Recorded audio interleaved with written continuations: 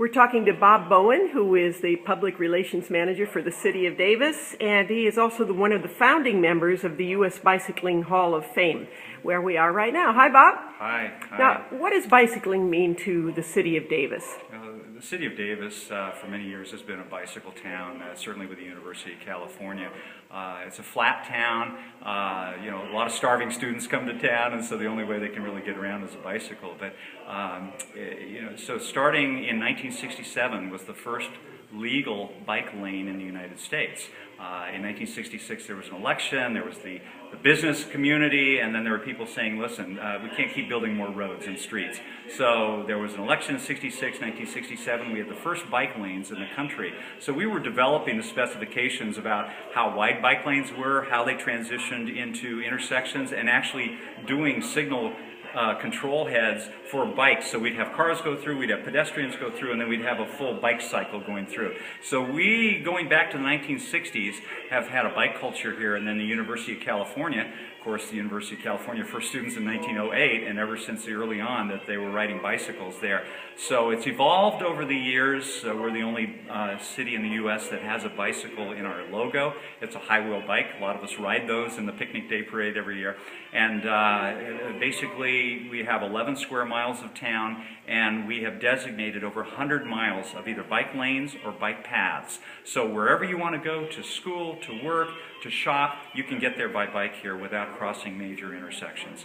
In fact, we actually relocated Interstate 80 to create a bikeway underneath there. That's never happened in the U.S. before, to make sure that we tie in this town. But essentially, it's been one block at a time, creating the bike infrastructure so people can ride bikes 365 days a year. You actually like to say that you have more bikes than people here, right? Exactly.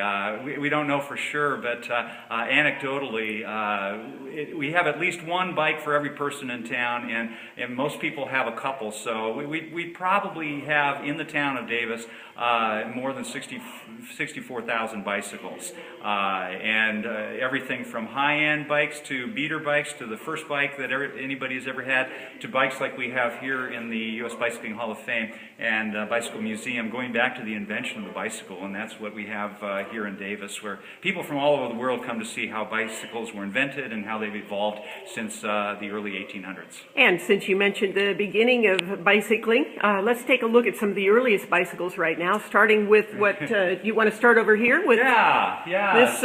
This interesting contraption. This is actually an early tricycle. A lot of them, they would call these sociables, because you could have two people riding here. But of all the gears and the chains, this was built in 1879. It's a Coventry rotary tandem. It has these spade grips right here that they would use with gears to try to steer the wheels. And then you have this interesting brake system over there. Early chains, because they had to develop the metallurgy to develop chains that wouldn't snap and break.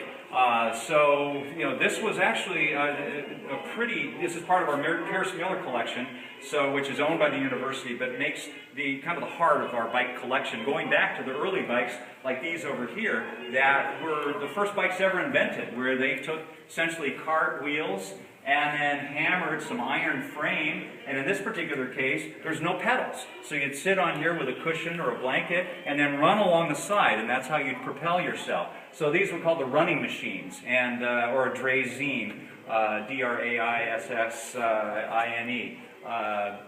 after Baron von Dreis in Germany. But they were inventing these things of how to get around.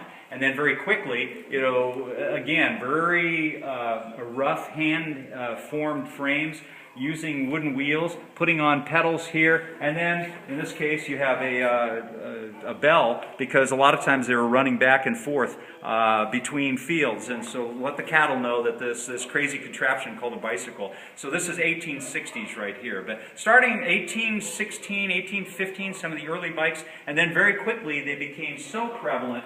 Out of England, they were building these high-wheelers. Like this is a new Rapid Ordinary. It was built in Birmingham, England. They were called ordinaries because so many people had them, where you had a hollow steel tube frame, and the dimension and the diameter of the wheel which was a hard rubber on the outside. The pneumatic tire had not been invented yet. So they would just have a single gear and they would connect it to it, and if they wanted to go farther and faster, they'd make a bigger wheel. And then this is the early brake right there. That's a spoon brake. That was kind of a friction on there, and they would go out and ride. But they're 1880s called ordinaries. And then very quickly, kids were mimicking their parents, riding high wheel bikes. And then, if somebody was taking a header, or you call these bone shakers, and then you hit something and pitch over the front, you do a header, then they put the big wheel in the back and the small wheel in the front, so the weight was really more on the back, so you wouldn't go head over heels on top of your head. You'd fall off to the side, but they were very, very creative. This is called an Eagle right here, an Eagle high wheel safety in 1889.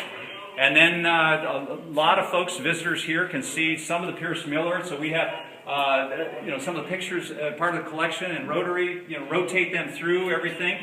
This is one of the only in the world you have a 6-seater bike, and this bike right here was called a sextuplet, 1899, and they were used as a pacing machine in velodromes. So racers would draft behind this, and so they would pace with essentially a 6-horsepower riders, and so that they could keep their speed up for the racers in the velodromes and the arenas of the day. But all of these bikes are part of the Pierce Miller collection, which the university purchased, and it was assembled by a gentleman who was a vaudevillian who did a unicycle act, a guy by the name of Walter Nilsson. And everywhere he traveled in his travels, he would purchase some of the early velocipedes prior to the 1900s. So he was acting and performing up until the 1930s. And in fact, in 1934, he rode an 8.5-foot tall unicycle from New York to Los Angeles in 117 days. So he collected all this, and the university purchased it. It was part of a roadside stand by a family of a gentleman named Pierce Miller, and it forms the basis of our historical collection in Davis. Bob, I want to ask how you get to see this museum if you're coming to Davis. Is it open 7 days a week? And how much presence do you have online where people could interact with the museum too? Yeah, actually the presence is increasing, so you can go to usbhof.org. United States Bicycling Hall of Fame, and we have the what's going off there? The Hall of Fame and Museum are open certainly on the days of the farmers markets, Wednesdays and Saturdays, and it's open 5 days a week. So you can check on the website. Most days it's open 1 to 5. Here on the corner of 3rd and B in downtown Davis, and Central Park right next to the farmers market, which is in Davis on Wednesday evenings and Saturday mornings. But this is the only Hall of Fame museum for bicycles in the country. The United States Bicycling Hall of Fame. There are some other bicycle museums. They're all on the East Coast. There's no bicycle museum west of the Mississippi.